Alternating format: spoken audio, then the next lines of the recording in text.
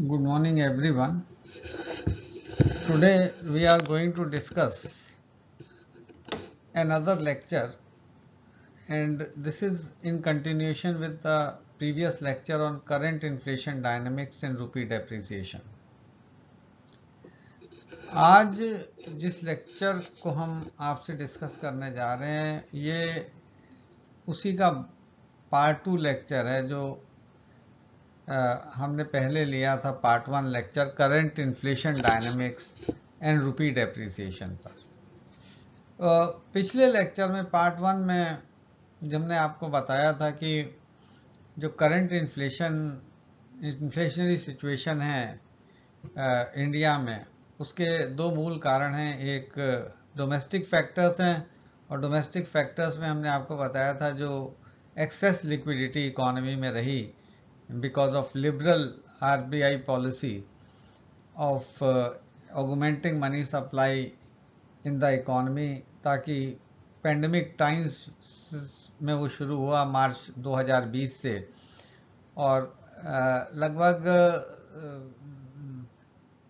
एक लंबे अरसे तक वो एक्सेस लिक्विडिटी की पॉलिसी की वजह से जो कंजम्पशन और इन्वेस्टमेंट डिमांड बूस्ट हुई है उसको कब करने की कोशिश की गई है आरबीआई द्वारा बाय ऑगमेंटिंग और by raising the repo rate to control inflation.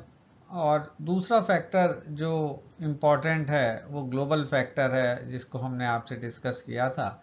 और ग्लोबल फैक्टर में तीन चीज़ें हैं इम्पॉर्टेंट, 3 F's हमने नाम दिया था, food, fuel and factory product. Food हमने आपको बताया था कि क्योंकि रशिया यूक्रेन वॉर प्रोलॉन्ग रही और उसके अलावा भी जो चाइना में अभी कंटिन्यूस लॉकडाउन है इन सर्टेन प्रोविंसेस, ये ग्लोबल फैक्टर्स जो हैं इसकी वजह से जो प्राइसेस बढ़े हैं। इंडिया ने इन्फ्लेशन को कंट्रोल करने के लिए वीट के एक्सपोर्ट पे बैन लगाया है। इसके अलावा जो वीट प्रोडक्ट्स हैं, चाहे वो मैदा हो या वीट फ्लोर हो या सूजी हो, जितने भी वीट प्रोडक्ट्स हैं उन पर कर्व लगा दिया गया। टोटल बैन नहीं है, कर्व लगाया गया है, यानी परमिशन आपको लेनी पड़ेगी और परमिशन लेके ही आप एक्सपोर्ट कर सकते हैं। दूसरा जो कारण था फूड के अलावा वो फ्यूल था 3 F's में। और फ्यूल के लिए भी हमने आपको बताया कि फ्यूल प्राइसेस बहुत बढ़े वर्ल्ड ओवर और उसका असर इंडिया में भी रहा। और फ्यूल को प्राइसेस को कंट्रोल करने के लिए गवर्नमेंट ने रोड इंफ्रास्ट्रक्चर डेवलपमेंट सेस जो था उसको कम किया है, पेट्रोल पर भी और डीजल पर भी, और सब्सटेंशियल अमाउंट में कम किया है। और दूसरा जो था डोमेस्टिक सप्लाई को बढ़ाने की बात थी कि इकोनॉमी में पेट्रोल की डोमेस्टिक सप्लाई बढ़ाए क्योंकि कुछ डोमेस्टिक प्रोडक्शन भी पेट्रोल का है और उसके लिए एक्सपोर्ट ड्यूटी लगाई थी, यानी पेट्रोल के प्रोडक्ट्स पर, पेट्रोलियम प्रोडक्ट पर एक्सपोर्ट ड्यूटी एनहांस की थी ताकि डोमेस्टिक सप्लाई को बढ़ाया जा सके। साथ ही साथ विंडफॉल गेन टैक्स भी लगाया था गवर्नमेंट ने और ये तमाम कोशिशें की थी कि किसी न किसी तरह से जो फ्यूल प्राइसेस हैं उनको कंट्रोल किया जाए और उसका असर भी फ्यूल प्राइसेस पर देखने को मिला और ओवरऑल इन्फ्लेशन जो है वो डिप भी हुआ है। और तीसरा था फैक्ट्री प्रोडक्ट। फैक्ट्री प्रोडक्ट को आज हम डिस्कस करेंगे क्योंकि फैक्ट्री प्रोडक्ट के बारे में थोड़ा सा बताना पड़ेगा कि प्रोडक्ट यहाँ पे हमने लिखा हुआ है इस स्लाइड में कि in case of factory product it needs to be mentioned that most of them comes under the broad category of engineering goods। ये जो फैक्ट्री प्रोडक्ट्स हैं, तीसरा F जो है वो एक ब्रॉड कैटेगरी है इंजीनियरिंग गुड्स की, उसके अंतर्गत आते हैं। क्योंकि जब हम एक्सपोर्ट आइटम्स की बात करते हैं, क्योंकि ग्लोबल फैक्टर को हम यहाँ डिस्कस करने की कोशिश कर रहे हैं और उस ग्लोबल फैक्टर में इंडिया का जो सबसे मेजर एक्सपोर्ट आइटम है वो इंजीनियरिंग गुड्स। ये इंजीनियरिंग गुड्स एक बहुत बड़ा एक डाइवर्सिफाइड सेक्टर है। इसमें इलेक्ट्रिकल गुड्स भी आते हैं और इसमें बेसिक जो मेटालिक गुड्स हैं वो भी आते हैं। तो यहाँ लिखा हुआ है, it is in place to mention that engineering is a diverse sector encompassing number of sub sectors pertaining to manufacturing from metal and their ores. तो जो मेटालिक प्रोडक्ट्स हैं और उनके ओर्स से जो भी बनने वाले सामान हैं वो सारे इंजीनियरिंग गुड्स का पार्ट हैं। और यहाँ पे लिखा भी हुआ है, engineering industry account for 27% of total factories in industrial sector, कि जो इंजीनियरिंग इंडस्ट्री है वो 27% फैक्ट्रीज अकाउंट फॉर करती है पूरे इंडस्ट्रियल सेक्टर में। And in majority of them, और ये जो मेजॉरिटी ऑफ इंडस्ट्रीज हैं इसमें principal metal used is iron and steel. जो प्रिंसिपल मेटल है जो इस्तेमाल होता है वो आयरन स्टील है। और यहाँ पे लिखा हुआ सेकंड पैराग्राफ में कि price of steel showed a rising pattern. India में जो एक हमने जनवरी 22 से डाटा लिया था, अगर आप थोड़ा पहले भी लेंगे तो आपको पैटर्न यही दिखाई देगा कि price of steel showed a rising pattern in January 22। उसकी फिगर हमने आगे दी हुई है।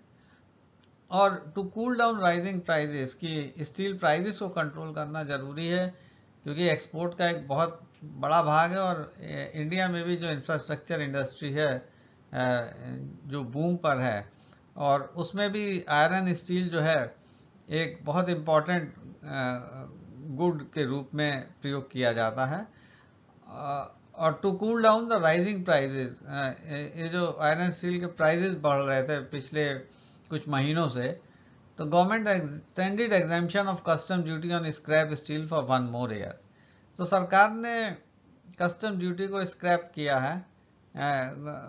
कस्टम ड्यूटी को जो स्क्रैप स्टील है उसे 1 साल के लिए एक्सटेंड किया गया, यानी कस्टम ड्यूटी पहले ही वेव कर रखी थी स्क्रैप स्टील पर और उसको 1 साल के लिए और एक्सटेंड कर दिया है। तो मार्च के बाद से आप देखेंगे कि प्राइजेस कूल डाउन हुए हैं, इसका इफेक्ट देखने को मिल रहा है। यहाँ पे आप ये देखिए कि ऑलरेडी स्टील प्राइजेस बहुत एलिवेटेड लेवल पे हैं, 65,000 रुपये पर टन के आसपास से शुरू हो रहे हैं टीएमटी के, और लगभग 82,000 के आसपास से सीआरसी यानी कोल्ड रोल्ड जो कॉइल्स हैं स्टील की, उसके प्राइजेज हैं 82,000 और 80,000 के आसपास से, हॉट रोल और कोल्ड रोल कॉइल के। तो ये दाम बराबर बढ़े हैं और काफ़ी तेज़ी से बढ़े हैं मार्च तक, और मार्च के बाद इनमें हल्की गिरावट आई है और बराबर ये गिरे हैं, लेकिन अभी भी बहुत एलिवेटेड लेवल्स पे हैं, क्योंकि अगर आप देखें तो लगभग अभी भी 80,000 के आसपास सीआरसी का दाम है, और एचआरसी और जो टीएमटी रॉड्स हैं उनका दाम लगभग 72-73 हज़ार पर टन के आसपास है। तो अभी भी बहुत एलिवेटेड लेवल्स पर ये प्राइजेस हैं। लेकिन गवर्नमेंट ने जो स्क्रैप स्टील पर कस्टम ड्यूटी को वेव किया है और उसको 1 साल के लिए बढ़ाया है, उसकी वजह से थोड़ा सा पॉजिटिव इम्पैक्ट है प्राइसेस कूल डाउन होने में। और यहाँ पे लिखा भी हुआ है, its impact was visible in decline of steel prices from April. वो जो फिगर आपको दिखाया था उसमें अप्रैल से इनके दाम बराबर कम हुए हैं। और दो steel prices remained at elevated level, लेकिन अभी भी स्टील प्राइसेस बहुत हाई लेवल पे हैं। अब यहाँ पे दिया हुआ है कि स्टील प्राइसेस हाई लेवल पे क्यों हैं, तो उसका एक कारण है due to shortage of raw material. जो रॉ मटेरियल है उसकी शॉर्टेज है, और दूसरा है export curbs impose by China. China जो है वर्ल्ड का लगभग 55% स्टील प्रोड्यूस करता है, लेकिन उसने स्टील एक्सपोर्ट पर कर्व्स लगा रखे हैं। यानी कर्व्स का अभी मैंने मीनिंग आपको बताया भी था कि बहुत रिस्ट्रिक्टिव एक्सपोर्ट्स हैं, स्पेशल कोई केस है तो तब ये कर्व्स रिलैक्स होंगे, वरना नहीं। और along with lowering and waiving of custom duty, और साथ ही साथ उन्होंने अपने डोमेस्टिक सप्लाईज को बढ़ाने के लिए चाइना ने कस्टम ड्यूटी को या तो बहुत कम कर दिया या वेव कर रखा है। तो चूंकि चाइना वर्ल्ड का लार्जेस्ट प्रोड्यूसर है और उसने चूंकि एक्सपोर्ट के ऊपर कर्व्स लगा रखे हैं, ये एक बहुत बड़ा कारण है कि स्टील प्राइसेस जंप किए हैं। और साथ ही साथ रॉ मटेरियल पे उन्होंने ड्यूटी वेव कर रखी है, लो कर रखी है स्टील के, जिसकी वजह से वो रॉ मटेरियल ज़्यादा एब्जॉर्ब कर रहा है और कॉरस्पॉन्डिंगली जो एक्सपोर्ट्स हैं चूँकि उस पर कर्व्स हैं, और उसकी वजह से मार्केट में, वर्ल्ड मार्केट में स्टील, आयरन स्टील की शॉर्टेज है और प्राइसेस बहुत सोर हुए हैं, इंक्रीज हुए हैं। यहाँ पे लिखा हुआ है this coupled with Russia Ukraine war. साथ ही साथ इसके जो रशिया यूक्रेन वॉर हुई उसने ग्लोबल सप्लाई ऑफ स्टील को भी प्रभावित किया है और causing international prices to move up. लेकिन जो उससे बड़ा कारण है वो चाइना की पॉलिसी की वजह से ज़्यादा है। रशिया यूक्रेन वॉर भी एक कारण है, लेकिन सबसे बड़ा कारण जो है चाइना डोमेस्टिक पॉलिसी जो है regarding the iron steel has been not conducive to increase the domestic to increase the world supply of iron steel, जिसकी वजह से वर्ल्ड प्राइसेस आयरन स्टील के बढ़े हैं। यहाँ लिखा हुआ चाइना की इस पॉलिसी का बेनिफिट तो इंडिया को मिला in terms of larger export earning from engineering goods, क्योंकि जो इंजीनियरिंग गुड्स है जहाँ पे मेजर कंपोनेंट आयरन स्टील का है तो इंडिया को उसमें फ़ायदा हुआ है। India has gained a lot, और हमने आपको बताया भी था लास्ट लेक्चर में कि इंजीनियरिंग गुड्स जो हैं they constitute the top most item of export earnings. तो एक्सपोर्ट अर्निंग्स का वो सबसे बड़ा भाग है भारत में, तो इस हाई प्राइसेस का ये एक बहुत बड़ा प्रभाव ये हुआ है कि जो इंडियन स्टील प्रोड्यूसर्स हैं they have gained a lot of market in the world. लेकिन उसका असर डोमेस्टिक प्राइसेस पर काफ़ी है, और यहाँ लिखा हुआ how to counter high inflation, क्योंकि इनके दाम स्टील के बहुत बढ़े हैं और अभी भी हाई एलिवेटेड लेवल पे हैं। Require reducing the prices of steel product, कि हम स्टील प्रोडक्ट्स के दाम कम करें, और भारत ने चाइना की पॉलिसी को ही अडोप्ट कर लिया है कि एक तरफ कस्टम ड्यूटीज़ को रिड्यूस किया है या वेव किया है, और दूसरी तरफ से एक्सपोर्ट ड्यूटी आयरन स्टील पे लगा दी है। तो लगभग सेम पॉलिसी जो चाइना ने अडोप्ट की वही इंडिया ने अडोप्ट कर ली है, और ताकि जो डोमेस्टिक सप्लाई है वो इंक्रीज हो और डोमेस्टिक प्राइसेस कंट्रोल किए जा सके। और यहाँ पे लिखा भी हुआ क्या चेंजेस हैं वो भी हम आपको यहाँ बता रहे हैं कि गवर्नमेंट ऑफ इंडिया ने मई 21, 2022 में it introduced the following changes to reduce production cost of steel and augment its supply in the domestic market। कि सरकार ने जो चेंजेस इंट्रोड्यूस किए हैं प्रोडक्शन कॉस्ट को कम करने के लिए और डोमेस्टिक सप्लाई को बढ़ाने के लिए, वो यहाँ पे हमने डिस्कस किए हैं। कस्टम ड्यूटी आप देखिए, फेरो निकल कोकिंग कोल है, पीसीआई पल्वराइज्ड कोल इंजेक्शंस हैं, इन सब पे जो ड्यूटी है वो नील कर दी है। 2.5% की ड्यूटी लगती थी, they have reduce to nil, 0। Import duty on coke, semi coke reduce to nil, 0 कर दी है 5% से। Export duty on iron ore is raised, export duty बढ़ा दी है आयरन ओर की ताकि डोमेस्टिक सप्लाई बढ़े और डोमेस्टिक प्रोडक्शन आयरन स्टील का बढ़े। एक्सपोर्ट ड्यूटी लगा दी है हैवी, 30% से बढ़ा के 50% कर दी है, और आयरन पैलेट्स पर जो है 45% एक्सपोर्ट ड्यूटी लगा दी गई है। इसी तरह से पिग आयरन ब्लॉक्स और प्राइमरी फॉर्मेट जो भी आयरन स्टील के हैं उस पर 15% ड्यूटी लगाई है नील से। तो एक तरफ हैवी एक्सपोर्ट ड्यूटी लगा दी गई है ताकि डोमेस्टिक सप्लाई रॉ मटेरियल की बढ़े, डोमेस्टिक सप्लाई आयरन स्टील की बढ़े, और साथ ही साथ इंपोर्ट ड्यूटीज़ को कम किया गया है ताकि कॉस्ट ऑफ प्रोडक्शन को कम किया जा सके और प्राइस को जितना भी मिटिगेट किया जा सकता है, रिड्यूस किया जा सकता है, वो किया जा सकता है। यहाँ पे लिखा हुआ है कि all these measures help to mitigate inflation, इनका असर कहीं ना कहीं इन्फ्लेशन को कंट्रोल करने में हुआ है, क्योंकि मैंने बताया आयरन स्टील के प्राइसेस इंडिया में कम हुए हैं अप्रैल के बाद से।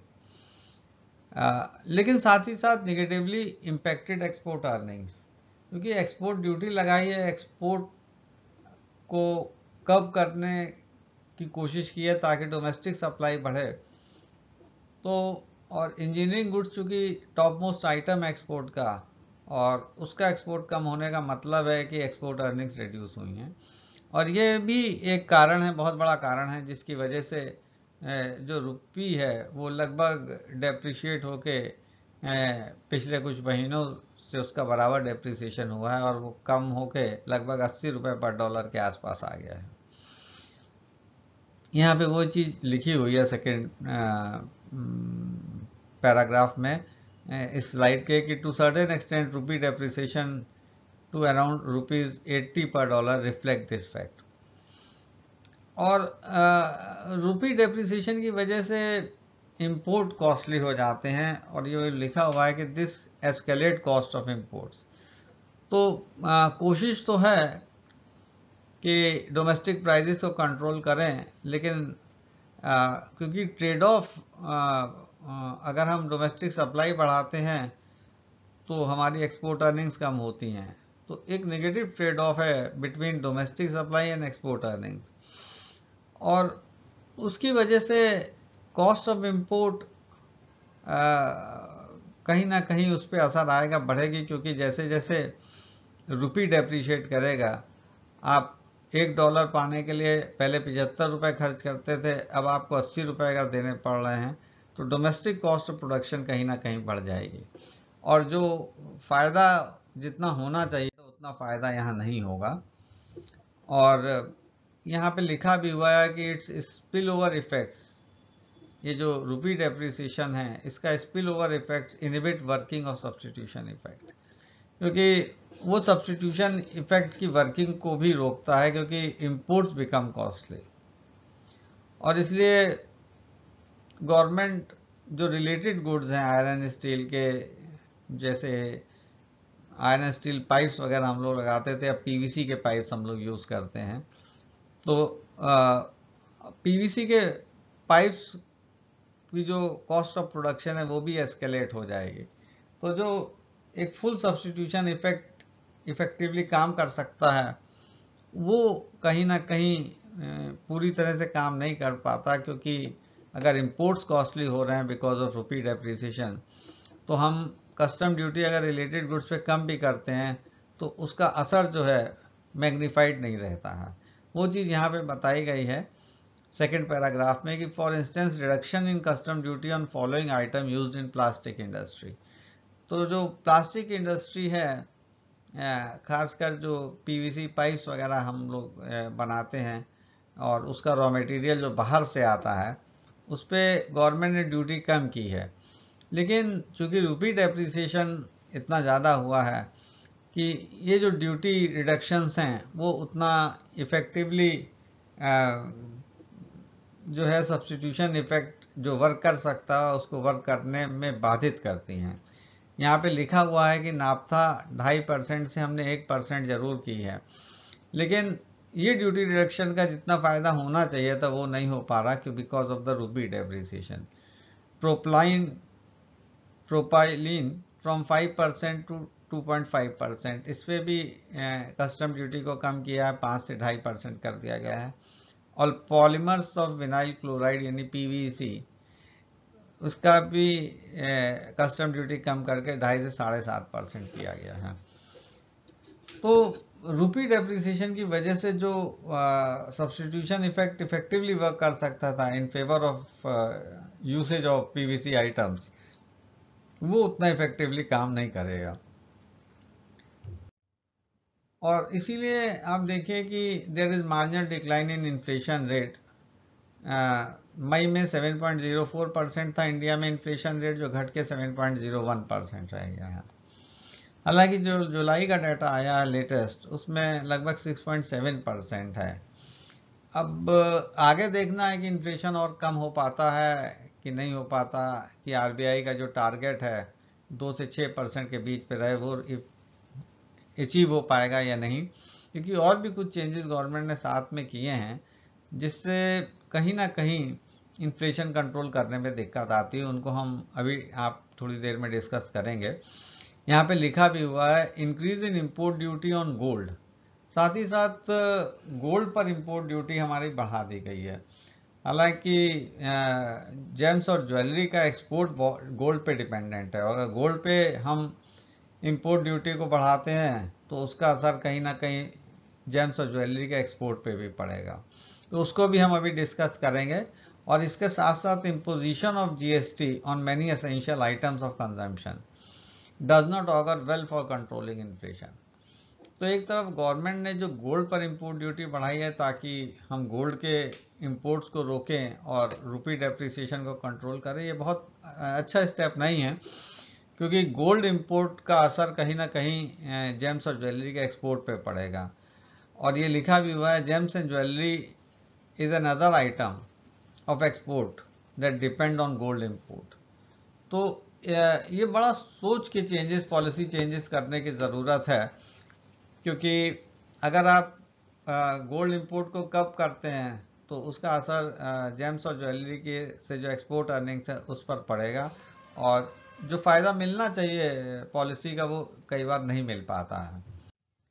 यहाँ पे लिखा भी हुआ है कि कस्टम ड्यूटी को काफ़ी ज़्यादा बढ़ाया गया, गोल्ड पर 10.75% से बढ़ा के 15% कर दिया गया, 15%। और it would weakened the flow of foreign exchange earnings, क्योंकि हमने आपको बताया कि फॉरेन एक्सचेंज अर्निंग्स को वीकेन करेगा, क्योंकि जेम्स और ज्वेलरी जो उसका बाई प्रोडक्ट है गोल्ड का, उसके प्राइजेस पर असर आएगा और एक्सपोर्ट पर इंडिया के असर आएगा, और जो करंट अकाउंट डेफिसिट है वो काफ़ी बढ़ सकता है। अभी भी वो 3% के आसपास है, जो बहुत हाई है करंट अकाउंट डेफिसिट इंडिया का। और यहाँ नीचे लिखा हुआ है कि imposition of GST with effect from July 18, 2022। जुलाई 18, 2022 से जो जीएसटी इंट्रोड्यूस किया गया on many essential item have an immediate impact in raising prices. क्योंकि मैंने आपको बताया था, अगर सेस कम करने से प्राइजेस तुरंत कम होते हैं, तो जीएसटी इम्पोज करने से भी प्राइजेस तुरंत बढ़ते हैं। और ये भी लिखा हुआ है spill over effects have a multiplier effect on inflation rate, उसका मल्टीप्लायर इफेक्ट होगा इन्फ्लेशन रेट पर। अब ये आने वाले महीनों में हमें पता चलेगा कि किस हद तक गवर्नमेंट की ये पॉलिसी जो है सक्सेसफुल है इन्फ्लेशन कंट्रोल करने में। यहाँ पे जीएसटी बताया गया है कि किन किन चीज़ों पे लगाया गया जो एसेंशियल आइटम्स हैं। Unbranded items such as flour, rice will attract 5% GST if they are pre packed and labelled. अभी तक केवल ब्रांडेड वर्जन पर ही 5% जीएसटी लगता था, चाहे वो आटा हो, चावल हो। लेकिन अब क्या है कि अनब्रांडेड आइटम्स हैं, लेकिन अगर पहले से पैक्ड हैं तो उस पर 5% जीएसटी लगेगा। तो इसका एक जो कॉमन मैन है उस पर सीधा असर आएगा। Pre packed and labelled food items like meat, curd, fish, paneer, honey will attract 5% GST. तो बहुत जो कॉमन यूज़ के आइटम्स हैं और अगर वो प्री पैक्ड हैं और लेबल्ड हैं तो दे विल अट्रैक्ट 5% जीएसटी। यहाँ लिखा हुआ गेहूं, wheat and other cereals, jaggery, गुड़, dried leguminous vegetables, dried makhana, organic manure, ये इस पे भी अब 5% जीएसटी लगेगा अगर वो प्री पैक्ड हैं और लेबल्ड हैं। Hotel accommodation price up to ₹1000 per day. आजकल कोई भी होटल एकोमोडेशन 1000 रुपये पर डे से कम पे शायद ना मिल पाए, उस पर 12% जीएसटी लगेगा। तो ये भी काफ़ी हैवी टैक्सेशन है। जो कॉमन मैन अगर कहीं बाहर जाता है, बिजनेसमैन होटल लेता है, तो अब उसको 12% जीएसटी पे करना पड़ेगा, क्योंकि 1000 rupees per day is a very common type of rent which is charge by the hotel management और जो भी होटल एंटरप्रेन्योर्स हैं। इसके अलावा room rent exceeding ₹5000 per day पर पेशेंट, कि जो आईसीयू को छोड़ के जो रूम रेंट अगर 5000 पर डे पर पेशेंट है, वो भी 12% पे टैक्स होगा। इसको भी जस्टिफाई करना थोड़ा सा मुश्किल है। ये सोचना कि अमीर आदमी पे लग रहा है, इलाज बहुत कॉस्टली है और इस जीएसटी को लगाने से डेफिनेटली कहीं ना कहीं असर एक पर्टिकुलर सेक्शन पे, इनकम ग्रुप पे आएगा। On certain goods exemptions are withdrawn and GST is imposed, कि कई गुड्स हैं जिन पर एग्जेम्पशंस विदड्रॉ कर लिया गया और जीएसटी लगा दिया गया। जैसे चेक बुक हम बैंक से लेते हैं, उस पर 18% जीएसटी लगाया गया है।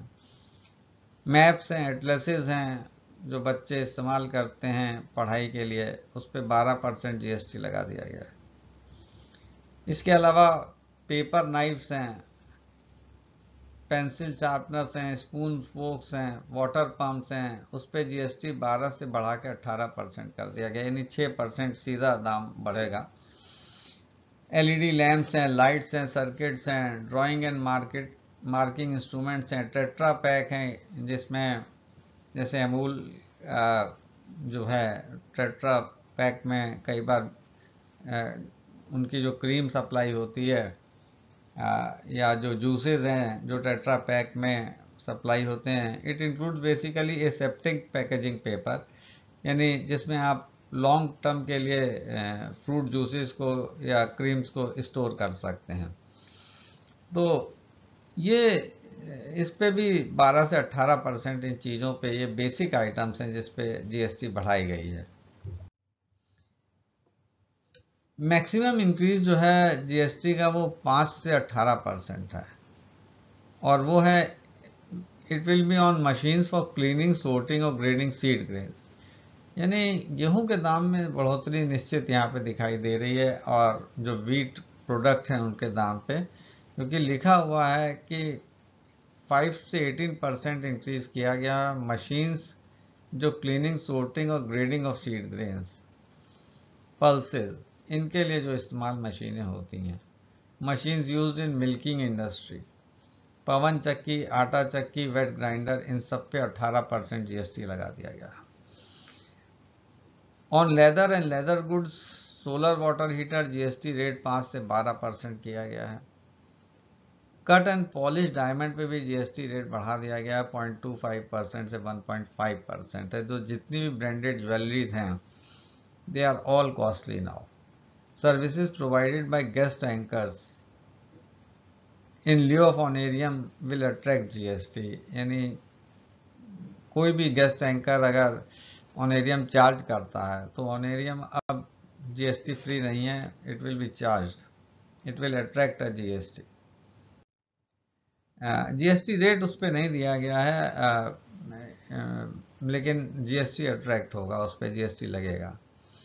Government cited 2 important reason to raise GST rate, सरकार ने 2 बड़े कारण बताए हैं। हालांकि उनका ये जीएसटी रेट बढ़ाने का अर्थ ये नहीं है कि जो गवर्नमेंट ने इंपोर्ट ड्यूटीज़ कम की हैं उसके काउंटर पे रेवेन्यू रेज करे। यहाँ पे 2 रीज़न उन्होंने दिए हैं। पहला है कि जब जीएसटी इंट्रोड्यूस हुआ था 2017 में, तो उसका वेटेड एवरेज रेट था 14.4%, और अब वो घट के इस समय 11.6% रह गया। तो ये इन चीज़ों पे जो जीएसटी बढ़ाया गया है ताकि हम वेटेड एवरेज रेट को 11.6 से 14.4% की तरफ ले जाएं। तो 1 to boost weighted average GST rate from 11.6 to 14.4% that existed at the time of GST launch। और दूसरा कारण दिया हुआ है, यहाँ लिखा हुआ है to remove inverted duty structure, कि जो इन्वर्टेड ड्यूटी स्ट्रक्चर है उसको ख़त्म किया जा सके। इन्वर्टेड ड्यूटी स्ट्रक्चर का यहाँ मीनिंग दिया हुआ है कि inverted duty structure refers to imposition of lower GST rate on output while higher GST rate on inputs required to produce that output।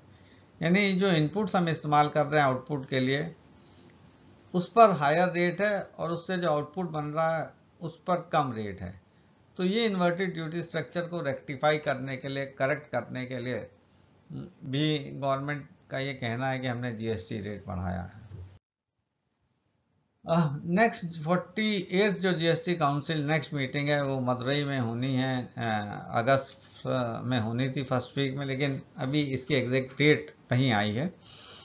और 47 जीएसटी काउंसिल मीटिंग में जो यानी जिसका अभी हम जिक्र कर रहे थे, 47 जीएसटी काउंसिल मीटिंग जिसमें तमाम जीएसटी रेट बढ़ाए हैं। उसमें दो और रिकमेंडेशंस इंपॉर्टेंट हैं, जो स्टूडेंट्स हैं वो खासकर इसको देख सकते हैं, या जो एग्ज़ाम की तैयारी कर रहे हैं वो भी इसको पढ़ सकते हैं, सुन सकते हैं, कि GST council approved ad hoc apportionment of IGST integrated GST of rupees 27,000 crores and agreed to release 50% of this amount, that is rupees 13,500 crore to the states। यानी इंटीग्रेटेड जीएसटी में स्टेट शेयर भी है, तो जो 27,000 करोड़ का स्टेट शेयर है उसका 50% वो रिलीज कर रहे हैं, 13,500 करोड़, क्योंकि स्टेट्स को भी पैसे की बहुत ज़रूरत है। और ये भी हम बता दें कि जो स्टेट गवर्नमेंट की सिक्योरिटीज़ हैं, ज़्यादातर जो मेजर स्टेट्स हैं, they have to pay higher rate on their higher rate of interest on their securities as compare to the central government. तो वो जो स्टेट गवर्नमेंट की ज़रूरत है, फाइनेंस की जो ज़रूरत है, उसको कुछ हद तक यहाँ पे पूरा करने की कोशिश की गई है। और दूसरा है कि intra state movement of gold, jewellery and precious stones, यानी विद इन स्टेट जो गोल्ड का, ज्वेलरी का, प्रेशियस स्टोन्स का मूवमेंट है, वहाँ पे टैक्स इवेजन को कंट्रोल करने के लिए यहाँ पे लिखा हुआ है E way bill on intra state movement of gold, jewellery and precious stone to check evasion. States can decide threshold above which E bill is mandatory. यानी अगर इंट्रा स्टेट मूवमेंट होना है या गोल्ड का, ज्वेलरी का या precious stones का, तो उसके लिए ई बिल मैंडेटरी होना चाहिए, लेकिन थ्रेशोल्ड लिमिट क्या होगी? तो जो जीएसटी पैनल बना था उन्होंने 2 लाख की थ्रेशोल्ड लिमिट निर्धारित की है, ₹2 लाख। यानी 2 लाख से अधिक की अगर आप ज्वेलरी लेके जाते हैं, इंट्रा स्टेट मूवमेंट होता है, तो फिर आपको उस पर ई बिल मैंडेटरी है, ई बिल मैंडेटरी है। और ये नए रेट हमने आपको बताया जुलाई 18, 2022 से लगेंगे, इसका हम पहले भी जिक्र कर चुके हैं। और ये जो चेंजेस हैं जीएसटी रेट्स में, coupled with the price increase of LPG cylinders twice, और साथ में 2 बार जो एलपीजी सिलेंडर्स के दाम बढ़े हैं, एक बार 50 रुपये बढ़ाए गए मई 7 में, और एक बार 3.5 रुपये मई 19 में बढ़ाए गए हैं। अब 1,000 रुपये के ऊपर का कॉस्ट है सिलेंडर का। It would dilute RBI effort to bring down inflation rate. तो कहीं ना कहीं जो आरबीआई एफर्ट कर रहा है इन्फ्लेशन रेट को 2 से 6% लाने में, वो दिक्कत होगी। हालांकि गवर्नमेंट ने तमाम स्टेप लिए, लेकिन इसके बावजूद भी अभी भी जो इन्फ्लेशन रेट है वो लगभग 6.7% है जुलाई में। लेकिन आगे भी बढ़ सकता है, क्योंकि ये जीएसटी रेट्स जैसे जैसे प्राइजेस पुश करेंगे तो वैसे वैसे जीएसटी जो इन्फ्लेशन रेट है उसके बढ़ने की संभावना है। Any further increase in interest rate would dampen the economies growth rate. अगर जैसे आरबीआई ने भी 0.5% से रेपो रेट और बढ़ा दिया है, तो 4.9 से अब 5.4% रेपो रेट है। तो जैसे जैसे रेपो रेट और बढ़ेगा और लिक्विडिटी इकोनॉमी में कम होगी, वैसे वैसे इन्वेस्टमेंट और कंजम्पशन डिमांड भी कम होगी, और जिसकी वजह से जो ग्रोथ टारगेट है वो 7% या उससे नीचे रह सकता है फिस्कल ईयर 2022-23 में, जो ग्रोथ रेट है इकोनॉमी का। यहाँ पे लिखा हुआ है in nutshell, in case of both fuel and factory product, our export to a great extent is dependent on import. ये फ्यूल और फैक्ट्री प्रोडक्ट दोनों के केस में हमारा जो एक्सपोर्ट है वो बहुत कुछ इंपोर्ट डिपेंडेंट है। और सेकंड पैरा में लिखा है कि अगर हम एक्सपोर्ट को रिस्ट्रिक्ट करते हैं एक्सपोर्ट ड्यूटी लगा के, और डोमेस्टिक सप्लाई बढ़ाते हैं, और दूसरी तरफ इंपोर्ट्स को अगर हम इनकरेज करते हैं by waiving and reducing custom duty, then obviously there would be downward pressure on rupee. तो उसकी वजह से रूपी पे डाउनवर्ड प्रेशर रहेगा, specially when there is substantial outflow of foreign portfolio investment, कि अगर फॉरेन पोर्टफोलियो इन्वेस्टमेंट बाहर जा रहा है तो रुपी डेप्रिशिएट करेगा। हालांकि वर्ल्ड ओवर अगर रिसेशन होता है और इंडियन इकॉनमी 7% के आसपास भी ग्रो करती है तो एक रिवर्सल हो सकता है। रिवर्सल हो सकता है कि जो आउटफ्लो हो रहा हो foreign portfolio investment, it can again come back, और उसके साइंस दिख रहे हैं थोड़ा थोड़ा। इसलिए रुपी की वैल्यू जो डेप्रिशिएट हो रही थी वो थोड़ी कंट्रोल हुई है, मॉडरेट हुई है, बहुत कंट्रोल हुई है। Immediate policy response has been favorable in marginally dipping the inflation rate, while it is not so in case of many other countries. हालांकि इस पॉलिसी जो चेंजेस हैं इनका थोड़ा इन्फ्लेशन कंट्रोल करने में सक्सेस मिली है, जबकि दूसरे कंट्रीज को अभी उतनी सक्सेस नहीं मिली है। बहुत से कंट्री में तो इन्फ्लेशन रेट बहुत ज़्यादा बढ़ गए हैं।